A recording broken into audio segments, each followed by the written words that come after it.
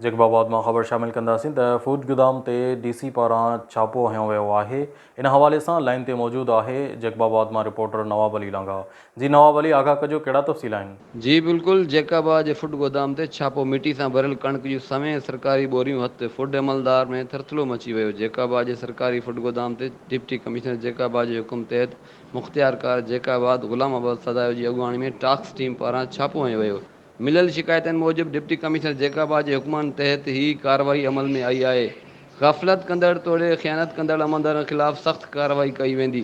साबित थियण ते जवाबदार अमलदारनि मथां लखें रुपया जुर्मानो तोड़े सज़ाऊं बि अची सघनि थियूं। यादि रहे त फूड सुपरवाइज़र ग़ुलाम मुस्तफ़ा उनड़ जेको कणिक जी मुबैना इस्मनि में पिणु मुलविस रहियो आहे, जंहिंजे करे आम शहरियुनि समेत सरकारी ख़ज़ाने खे हर साल किरोड़नि रुपयनि जो नुक़सानु पहुचंदो रहियो आहे। जी वॾी महिरबानी नवाब अली, तफ़सील खां आगाह करण जी। हर ख़बर बर वक्त ख़बर ॾिसंदा रहो न्यूज़ लाइन 1।